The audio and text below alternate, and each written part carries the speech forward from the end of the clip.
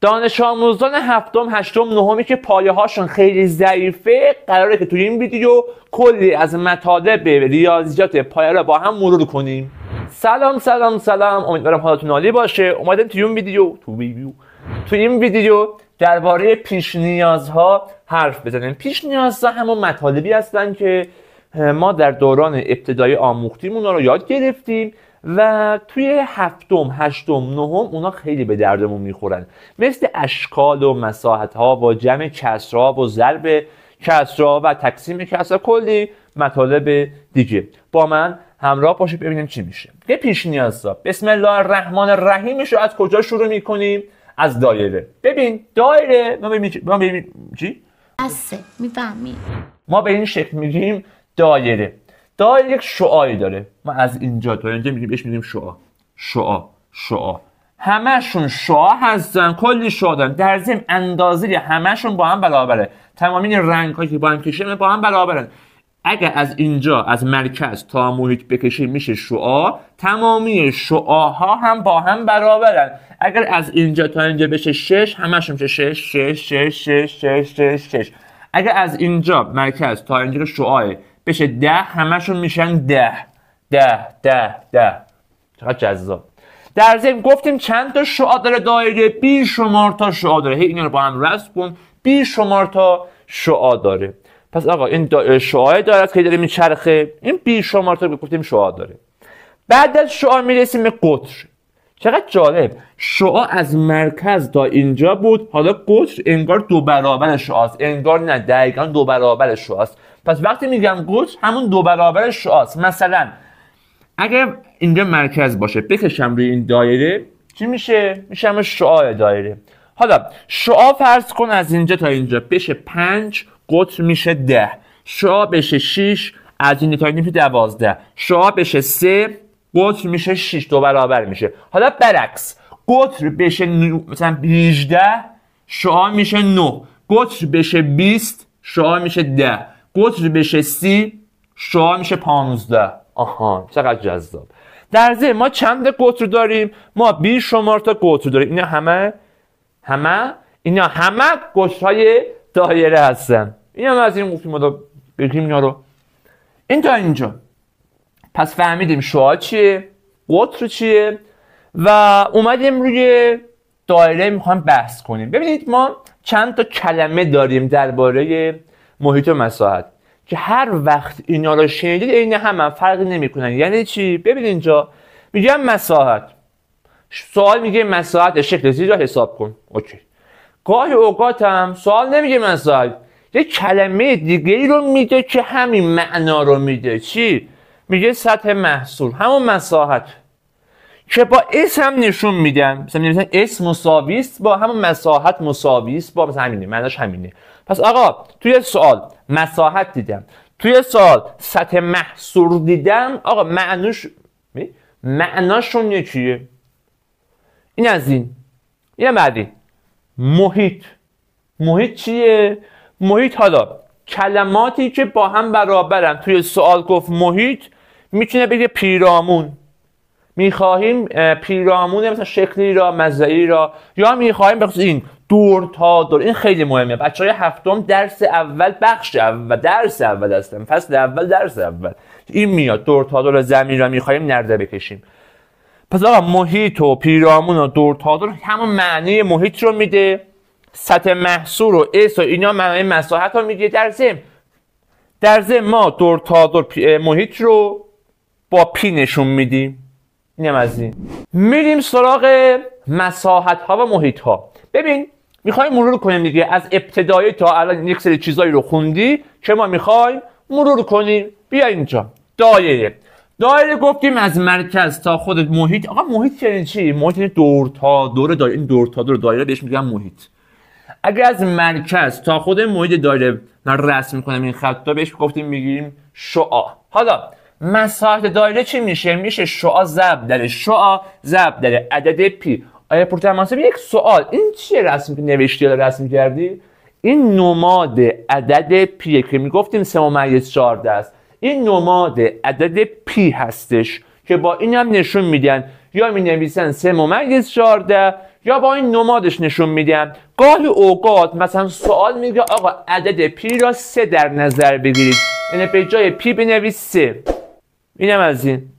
محیط چی میشه؟ محیط میشه 2 برابر شعاع ضرب در عدد پی. پس مساحت شد شعاع ضرب در شعاع ضرب در عدد پی. محیط شد 2 برابر شعاع ضرب در عدد پی. مثال گفته مساحتش این شکلی حساب کن. میبینم دایره است، شعاع رو داده 3، پس مساحت میشه شعاع ضرب در شعاع ضرب در عدد پی، یعنی 3 ضرب در 3 ضرب در عدد پی. چون پیدا نگفتیم که عدد پی رو 3 در نظر بگیرید یا 3 -14، خود نماد عدد پی رو می نویسم. و سلام 3 تا 9 تا میشه 9 پی. بعدی محیط میشه 2 برابر شعاع، 2 ضرب در شعاع ضرب در عدد پی. پس 2 ضرب در شعاعمون 3 اینجا، 2 ضرب در 3 ضرب در عدد پی. 2 3 تا 6 تا 6 ضرب در پی 6 پی. آیا یک سوالی می نویسیم 9 پی و 6 پی؟ آره می نویسیم 9 پی و 6 پی، مگر اینکه سوال بگه به جای پی بذار 3. آره اینجا می نوشتم اون وقت 3 3 تا 9 تا 3 9 تا 27 تا. یا اگه میگفت مثلا بذار 3 - 14 باید می نوشتم 2 3 تا 6 تا 6 ضرب در 3 - 14. همین کارو بود انجام میدادم. مثال بعدی ببین، اینجا یه آدمی میاد، آدم که نه آدمک میاد، چی میگه؟ میگه آقا سبزیه رو پرتحماسبی حل میکنه، آبیه رو تو حل میکنی. یا اینجا میخوام مساحتش رو به دست بیارم. آقا این سوالی، من برمیگردم عقب. ببین اینجا شعاع رو داده بود، اما اینجا ببین اینجا از این ور تا این ور کشیده، پس قطر رو داده به ما. قطر چیه؟ بیا اینجا قطر گفتیم 2 برابر شعاع. اگه از اینجا تا اینجا شعاع باشه 2 برابرش میشه قطر. خب من چیکار کنم شعاع به دست میاد؟ خب 10 رو تقسیم بر 2 کنم شعاع به دست میاد. 10 تقسیم بر 2 میشه 5. پس وقتی شعاع میشه 5 میام مساحت رو حساب میکنم. مساحت چی میشه؟ شعاع ضرب در شعاع ضرب در عدد پی. که میشه شعاع ضرب در شعاع ضرب در عدد پی. 5 5 تا 25 25 پی. محیط چی میشه؟ 2 برابر شعاع 2 ضرب در 5 ضرب در عدد پی. 2 5 تا 10 تا 10 ضرب در پی میشه 10 پی. حالا همین الان ویدیو رو استاپ بزن، اینو خودت حل کن، بعد حل منو ببین. مثل همون بالایی است. امیدوارم که خودتون حل کرده باشید. میایم اینجا ابتدا شعاع رو به دست میارم. میگم ما از اینجا تا اینجا 8 شعاع میشه 8 تقسیم بر 2 4 و شعاع 4. مساحت میشه شعاع ضرب در شعاع 4 ضرب در 4 ضرب در عدد پی. 4 4 تا 16 تا 16 ضرب در پی 16 پی. محیط چی میشه؟ گفتیم 2 برابر شعاع ضرب در عدد پی. این شعاع 4 2 ضرب در 4 ضرب در عدد پی میشه 8 پی. اینم از این. شکل بعدی مربع. آقا مساحت مربع، سطح مربع چی میشه؟ میشه 1 ضرب در خودش. محیط مربع چی میشه؟ 1 ضرب در 4. پس مساحت میشه 1 ضرب در خودش. زش 5. 5 ضرب در 5 میشه 25.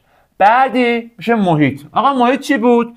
1 ضرب در 4. خب 1 ضربمون 5، پس 1 ضرب در 4. در ضمن اینم بدونیم دیگه این 1 ضرب در 4 از کجا میاد. گفتیم محیط این دور تا دور دیگه. تمامی اجزا هم با هم برابره. 5 5 5 5. چند تا 5 دارم؟ 4 تا. 4 5 تا 20 تا. گفتیم محیط یعنی دور تا دور، پیرامون. بیا بعدی.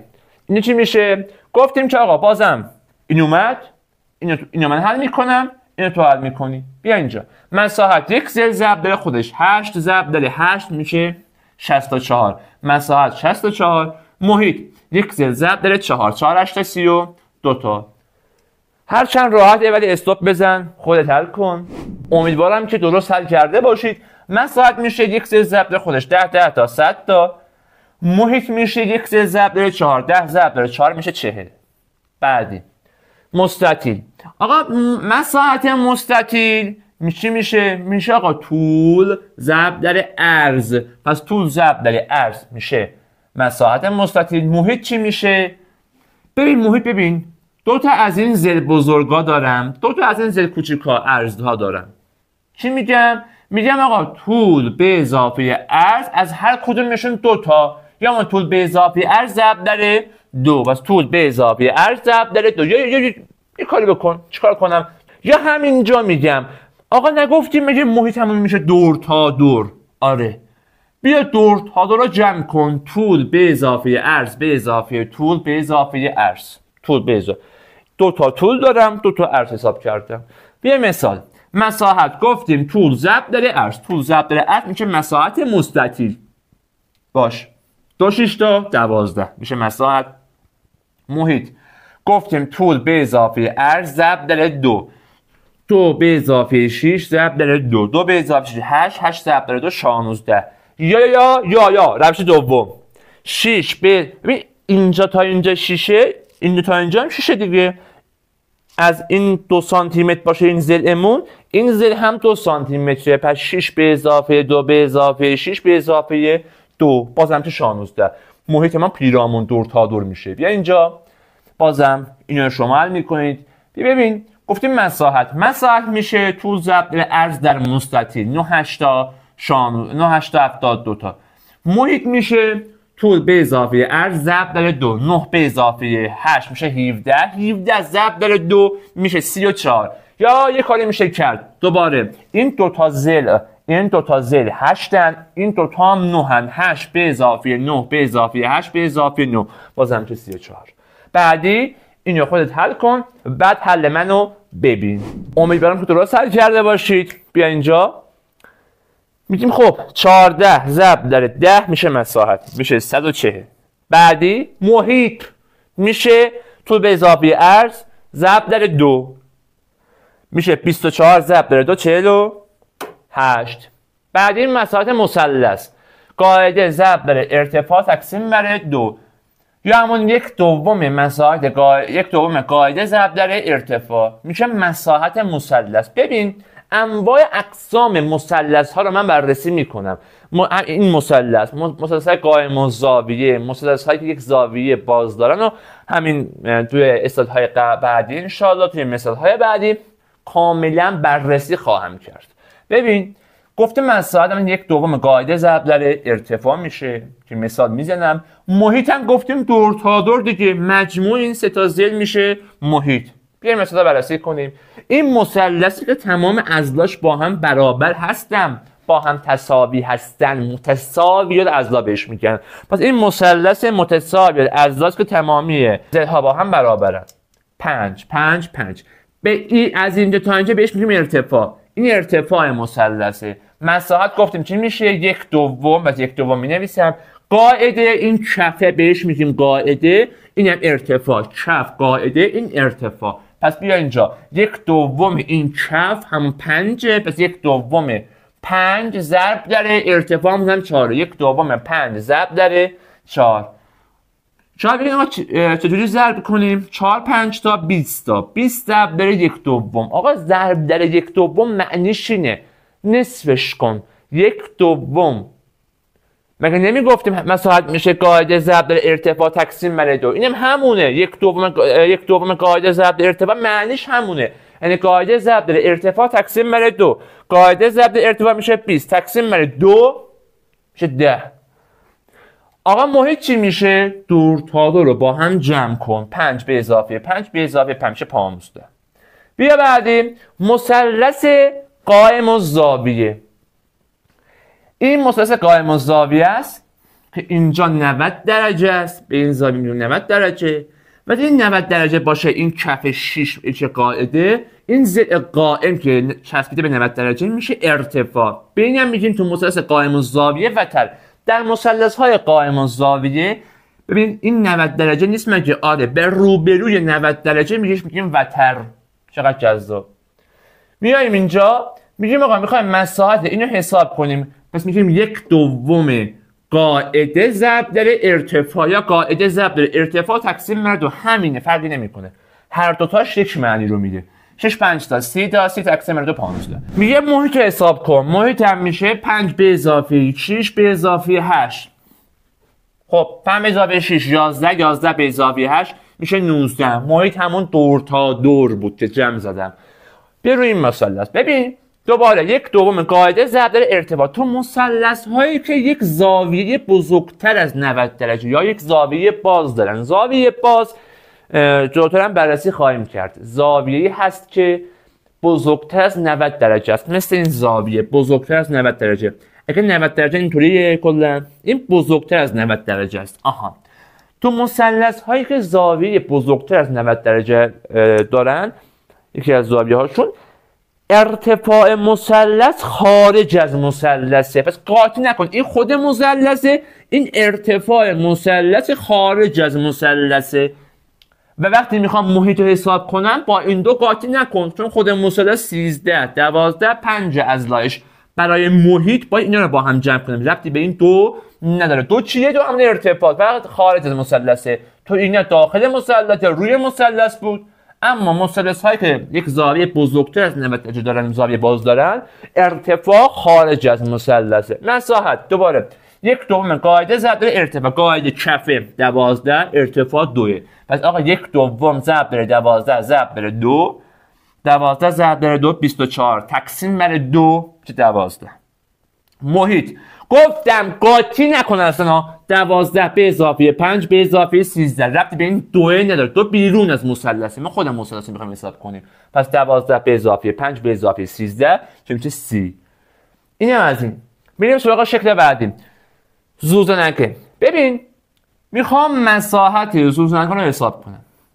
زوزنکه ما ببینیم چی میگیم. زوزنکه انواع اقسام داره، مثل این زوزنکه که میگیم مثلا ساق ها با هم برابره، پس ما به این میگیم ساق اطرافیان، میگیم برابر زوزنکه متساوی ساقین. یا نه مثل این زوزنکه دومیه که این زاویهش 90 درجه است، که ما یک زاویه قائمه دارد، این هم اینجا داره، پس دو تا زاویه قائمه داره و دو تا قاعده. ما از اینجا تا اینجا بهش میگیم قاعده. این قاعده های زوزنکه است. ببین زوزنکه توجه کنید دو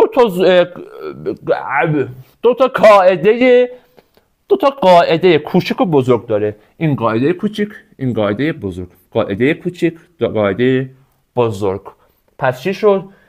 دو تا قاعده بزرگ و کوچک داره. در ضمن شکل زرد رو ببینیم. این شکل زرد از بالا به پایین بکشم میشه ارتفاع. پس اگه از اینجا تا اینجا بکشم میشه ارتفاع، از اینجا تا اینجا بکشم میشه ارتفاع، یا از اینجا تا اینجا فرق نمیکنه. پس دو تا قاعده بزرگ کوچک به ارتفاع داره. مساحت میشه قاعده بزرگ به اضافه قاعده کوچک. این دو تا رو با هم جمع کنم، کوچک به اضافه بزرگ، جمعشونو ببین، قاعده کوچک به اضافه قاعده بزرگ، جمعشونو ضرب در ارتفاعشون کن، تقسیم بر 2 کن. محیط چی میشه؟ الان گفتم دور تا دور با هم جمع کن، مجموع چارزه. بیایم مثال حل کنیم. ببین گفته مساحت اینو حساب کن، میگن قاعده کوچک به اضافه قاعده بزرگ ضرب در ارتفاع که 3، چون فرمول همین گفته، میگه قاعده کوچک به اضافه قاعده بزرگ ضرب در ارتفاع. قاعده کوچک 2 به اضافه 6 ارتفاع ضرب در 3، 2 به اضافه 6 ضرب در 3 تقسیم بر 2. 2 به اضافه 6 ببین اول اشتباه نکن، 2 ضرب در 3 نمی‌کنی، یا اول داخل پرانتز رو حساب می‌کنی بعد ضرب در 3 می‌کنیم ان شاءالله. 3 ضرب در 8 تقسیم بر 2، 3 8 تا 24 تا 24 تقسیم بر 2 میشه 12. این از این. محیط میشه دور تا دور، 5 به اضافه 2 به اضافه 5 به اضافه 6. اینم از این که جوابش میشه 18. بیا اینجا دوباره مساحت گفته 4 به اضافه 5 ضرب داره ارتفاع که همون 8. در ضمن این از نوع زوزنکه متساوی ساقینه، این ساق‌ها با هم برابره. بیا اینجا پس قاعده کوچک به اضافه قاعده بزرگ ضرب داره ارتفاع، 4 به اضافه 5 ضرب داره 8 تقسیم بر 2، این میشه 9. پس میشه 8 ضرب بر 9 تقسیم بر 2، 9 8 تا 72 تا تقسیم بر 2 میشه 36. بعد محیط دور تا دور 10 به اضافه 4 به اضافه 10 به اضافه 5 که میشه 29. بیا بعدی اینو خودت حل کن، استاپ بزن، خودت حل کن، بعد حل منو ببین. میایم روی این سوال، میگم که آقا 13 دارن قاعده بزرگ 9، پس 13 به اضافه 9 ارتفاع چیه؟ ارتفاع 5. وقتی از اینجا تا اینجا 5، پس از اینجا تا اینجا هم 5، ارتفاعمون 5، پس 3 به اضافه 9 ضرب در 5 تقسیم بر 2. 3 به اضافه 9 12. 12 ضرب در 5 تقسیم بر 2 که میشه 60 دوم 30. محیط چی میشه؟ 3 به اضافه 5 به اضافه 9 به اضافه 12 میشه 29. دوستان عزیز، ما تا اینجا تمامی اشکالی که خیلی ضروری بودن ما قبل از ورود به پایه های 9 و 7 و 8 یاد بگیریم و خوندیم. انشالله در قسمت های بعدی میریم سراغ جمع، تقسیم مساحت ها و انواع زاویه ها، بازچی، تندچی، انواع اقسام مطالب پایه را با هم مرور میکنیم. امیدوارم که از دیدن این ویدیوها لذت برده باشید و خیلی موثر بوده باشه. امری فرمایشی بود توی کامنت ها در خدمتتون هستم. پس فعلا خداحافظ.